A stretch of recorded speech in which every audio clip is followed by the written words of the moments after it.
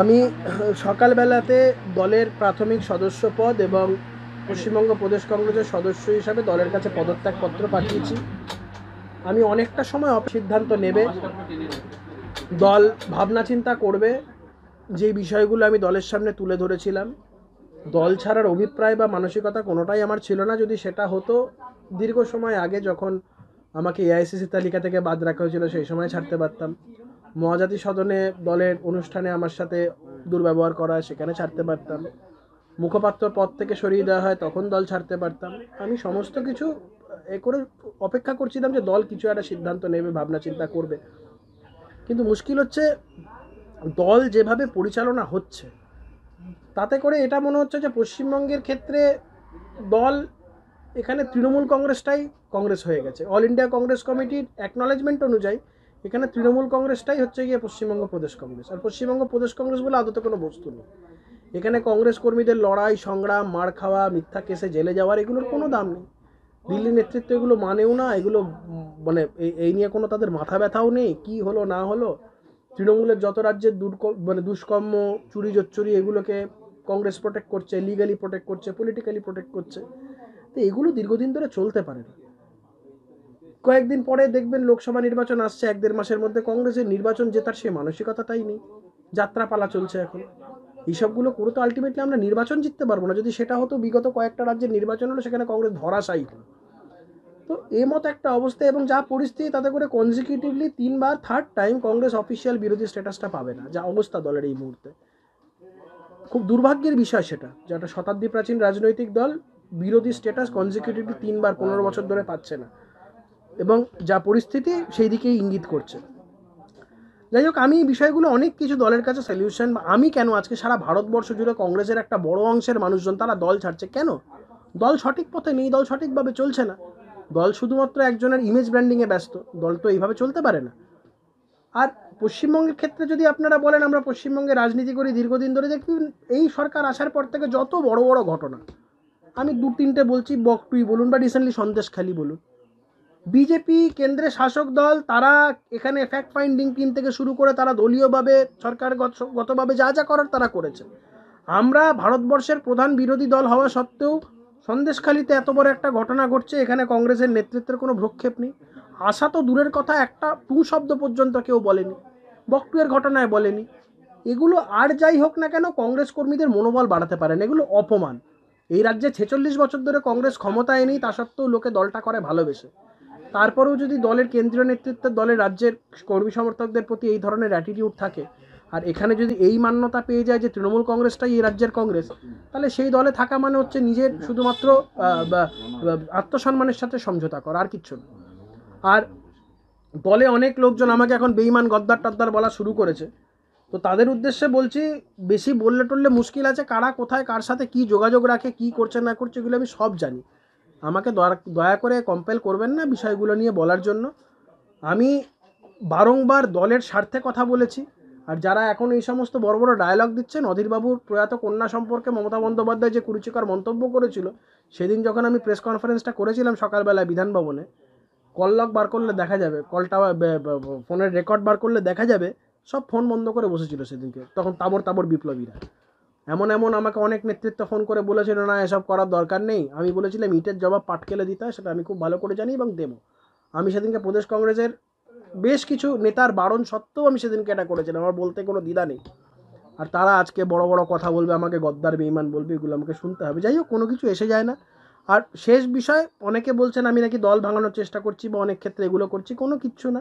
আমি একটা লোককেও আমার সাথে যাওয়ার জন্য বলছি না। একটা লোক দাঁড়িয়ে এসে বলুক যে কৌস্তবদা বলেছে আমাকে দল ছাড়তে, একটা লোক এসে বলুক, কাউকে বলি। যদি কেউ স্বেচ্ছায় মনে করে যে কংগ্রেস দলে থাকা যাবে না, তারা আসবে। যদি কেউ মনে হয় কংগ্রেস দল করবে, নিশ্চয়ই দল করবে। কারোর ব্যক্তিগত ব্যাপারে কেন হস্তক্ষেপ করবে? এরপরে কোন দলে দেখা যাবে কৌস্তব বাগচিকে? কোনো দলের সিদ্ধান্ত এই না, মুহূর্তে? দেখতে পারবেন সিদ্ধান্ত 24 ঘন্টা থেকে 48 ঘন্টা অপেক্ষা করুন, সব সিদ্ধান্ত জানতে পারবেন। শুধুমাত্র দলে কাজ করতে পারছো না বা নেতৃত্বদের কোনো রকম সহযোগিতা পাচ্ছ না বলেই কি দল ছাড়া? আমি বললাম তো, এখানে তৃণমূল কংগ্রেসটাই রাজ্যের কংগ্রেস হয়ে গেছে। এখানে কি করে সম্মানের সাথে দল করব? এখানে তৃণমূল কংগ্রেসটা হচ্ছে আসল কংগ্রেস, মানে রাজ্যের, according to all India Congress committee. All India Congress কমিটির অনুমোদিত যে কংগ্রেসটা রাজ্যে রাজ্যে থাকার কথা, এটা তৃণমূল কংগ্রেসকেই সেই মান্যতা তারা দিয়েছে। কারণ এখানে রাজ্যের নেতাদের গুরুত্ব নেই, রাজ্যের নেতাদের কথার গুরুত্ব নেই। কংগ্রেসে যারা নবাগত তারা তোমাকে দেখে দলটা করছিল, তাদের এই মুহূর্তে তোমার যে সিদ্ধান্ত তাদের উপর কিভাবে এফেক্ট ফেলবে? দেখুন, আমি সেটা বলতে পারবো না, তবে আত্মমর্যাদা সম্পন্ন কোনো মানুষের পক্ষেই দলটা করা সম্ভব না। যেভাবে কংগ্রেস নিজের আত্মসম্মান বিকিয়ে দিয়েছে, যেভাবে তৃণমূলের কাছে ভিক্ষার বাটি নিয়ে ঘুরে বেড়াচ্ছে জোট করার জন্য, কোনো আত্মসম্মান সম্পন্ন মানুষের পক্ষেই দলটা করা সম্ভব না। বলছি যেটা আপনার বাড়িতে শুভেন্দু অধিকারী এসেছিল, একসঙ্গে পথ চলার কথাও বলা হয়েছে, তাহলে কি পথ চলার ব্যাপারটা দেখুন, আমি তো খুব যদি আমি এখানে এইভাবে বলতে যাই বিষয়টা, আমি কংগ্রেসের আর তৃণমূল কংগ্রেসের বাদ দিয়ে আমার কাছে সব অ্যাভিনিউজ খোলা।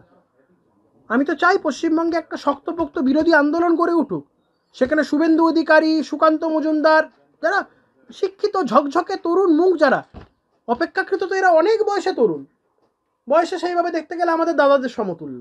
তো এরা যদি আজকে একটা বাংলায় যদি একটা রাজনৈতিক প্ল্যাটফর্ম যদি এস্টাবলিশ করতে পারে, বিরোধী রাজনৈতিক একটা জায়গা তারা এস্টাবলিশ করতে পারে, আমি কেন, গোটা রাজ্যের মানুষ সাড়া দেবে, সবাই সাড়া দেবে, এবং তারা খুব দক্ষতার সাথে এই বিষয়গুলো করছে। আপনার ইস্তফার পর অনেকে আমার সাথে কথা বলেছে, অনেকেই চেষ্টা করেছে যাতে না করি। আমি তাদেরকে বললাম যে এতদিন এই চিন্তাভাবনাগুলো কোথায় ছিল, এখন এই নাটকগুলো করার তো কোনো প্রয়োজন নেই। আমি আপনাদের মাধ্যমেও বলছি, আমার সাথে কেন্দ্রের নেতাদেরও কয়েকজনের কথা হয়েছে, এখানে তো কথা হয়েইছে, কিন্তু আমি বলেছি যে আমার যেটা সিদ্ধান্ত সেই জায়গা থেকে আমি অটল। মাথা কামিয়েছিলাম, প্রতিবাদ করেছি, সেই দিনকে মাথা কামিয়েছিলাম, প্রায় 1 বছর হতে চললো, এখনও মাথা কামানো অবস্থাতেই আছে। আমি সেই রাজনৈতিক ব্যক্তিত্ব নই যে আজকে একটা রাজনৈতিক কথা বলবো, কালকে পরের দিন সেটা ভুলে যাবো। I M a different material altogether. যা বলেছি সেই এখনও অবধি, মমতা বন্দ্যোপাধ্যায় যতদিন না উৎখাত হবে মাথায় যেমন চুল গজাবে না। আর আমি কংগ্রেস ছেড়েছি, আর ফেরার কোনো জায়গা নেই। কংগ্রেস ছাড়া অন্য দলের কেউ আপনার সঙ্গে যোগাযোগ করেছে? অস্বীকার করবো না, করেছে, কিন্তু আমি এখনো অবধি কোনো কিছু ডিসক্লোজ করছি না। 24 থেকে 48 ঘন্টা সমস্তটা আপনারা জানতে পারবেন। সামনেই লোকসভা, সময়সীমা কেন নেওয়া 24 থেকে 24 থেকে 48 ঘন্টা বললাম। সামনেই লোকসভা, ব্যারাকপুরের বুকে কি নতুন কোনো রাজনৈতিক মুখ উঠে আসবে? আমি জানি না, বলতে পারবো না। আমি এইসব নিয়ে, আমি নির্বাচনে লড়বো কি লড়বো না সেসব নিয়ে ভাবনা চিন্তা পর্যন্ত করিনি। আমি দলের থেকে আমার যেটা মনে হয়েছিল সেটা হচ্ছে যে আত্মসম্মান কম্প্রোমাইজড হচ্ছে। আমি দলে থেকেও দলের নেতাদের কাছে কোনোদিন কিছু চাইনি, ভোটের টিকিট দাও, ইলেকশন লড়তে দাও, এই পদ দাও, ওই পদ দাও, কোনোদিন চাইনি। কোনো নেতা বলতে পারবে না, আর যদি বলে মিথ্যা কথা বলবে। আমি যদি কোথাও যাইও, আমার কোনো কন্ডিশন থাকবে না, একটাই কন্ডিশন, তৃণমূল কংগ্রেসকে রাজ্য থেকে, এই মমতা বন্দ্যোপাধ্যায়ের সরকারকে রাজ্য থেকে উৎখাত করতে হবে, এবং সেই লড়াই কোনো খাত থাকা চলবে না, এই কন্ডিশন। সন্দেশখালী যাবেন এরপর? এখন আমি আমি আমি অবশ্যই ফ্রি। আমি ইনফ্যাক্ট ফ্রি, আমি এর আগেও আমি যেতে পারতাম, কিন্তু আমি ব্যক্তিগতভাবে আমি বেশ কিছুটা দিন নিজেকে একটু আড়ালে রেখেছিলাম। কারণ এই দেখুন, একটা লম্বা সিদ্ধান্ত, লম্বা সম্পর্ক একটা দলের সাথে, সেখান থেকে নিজেকে সরিয়ে নেওয়া খুব সোজা জিনিস তো নয়। একটা 20 বছরের সম্পর্ক যেই দলের সাথে, আমার মানসিকভাবে আমারও মানসিক কষ্ট হয়েছে, একটা ক্লেশ হয়েছে, সেই জায়গা থেকে কিছুদিন আমিও গুটিয়েছিলাম, কিন্তু এখন আই এম ফ্রি। আমি মানসিকভাবে একদম যেটা করতে চেয়েছি সেটাই করছি, সেই জায়গা থেকে আমার কোনো অসুবিধা নেই। এবারে পরবর্তী যে রাজনৈতিক ভবিষ্যৎ হবে সেটা দেখা যাবে কীভাবে কী করা যায়। গণেশ পুজো ছেড়ে কি এবার রাম পুজো হবে তাহলে বাড়িতে? না, আমার বাড়িতে গণেশ পুজো যেরকম হয়ে আসছে হয়ে যায়, এটা এই বছর প্রথম হয়নি। আমার গণেশ পুজোটা 10 বছরের, যারা জানে না তারা জানে না, যারা জানে তারা জানে। এটা আমার 10 বছরের পুজো। এখানে পুজো টুজোর সাথে আবার রাজনীতি কী? আমি তো কংগ্রেস করা অবস্থা তো দুবেলা জব করতাম, পুজো করতাম, তো তার জন্য কি আমাকে কোনো রাজনৈতিক বিয়ে করতে হচ্ছে? এগুলো যারা করে সেগুলো হচ্ছে রাজনৈতিক ভণ্ডামি। কেউ যদি এখন পৈতে বার করে দেখায় সেটা রাজনৈতিক ভণ্ডামি। আমি কোনোদিন আমার পৈতে বার করে দেখাবো না যে আমি ব্রাহ্মণ কে না, বা আমি যে পুজো করি সেটাকে আমি ক্যামেরায় করে দেখাবো না, ওটা রাজনৈতিক ভণ্ডামি। রাজনীতি, ধর্ম, সেগুলো ধর্ম নিজের জায়গায়। অবশ্যই রাম মন্দির আছে, গর্বিত একজন হিন্দু হিসাবে, অস্বীকার করার তো কোনো জায়গা নেই। ভারতবর্ষে, যেই ভারতবর্ষে আমরা ছোটোবেলা থেকে রামায়ণের গল্প শুনে এসেছি, সেই ভারতবর্ষে রাম মন্দির প্রতিষ্ঠা হয়েছে, হিন্দু হিসাবে গর্বিত। এবং হিন্দু বিষয়টা কিন্তু কোনো ধর্মের ব্যাপার নয়। Hinduism is a way of living. এটা আমি আজকে বলি না, এটা আমি দীর্ঘদিন ধরে বলি যে হিন্দুইজম বিষয়টা কোনো ধর্মের সাথে নয়, Hinduism is a way of living. তো সেইখানে এইগুলো নিয়ে অহেতুক ইয়ে করা। একটা পোস্টার করেছিল যেখানে বিভিন্ন জায়গায় সে পোস্টার দেখা গিয়েছিল, কোনো রাজনৈতিক দলের পোস্টার নয়, সেই পোস্টার যে বাংলা পোস্টারটা এই মুহূর্তে মনে করছেন, কিন্তু ওই পোস্টার নিয়ে কি বলবেন, বা সেই সময় বাংলায় বিকল্প রাজনীতি আপনি যেটা বলতে চাইছেন, সব খোলাসা করব যেদিনকে পরবর্তী আপনাদের সাথে সম্মুখীন হব, সব খোলাসা করে দেবো। সেটাও খোলাসা হবে? 24 থেকে 48 ঘন্টা।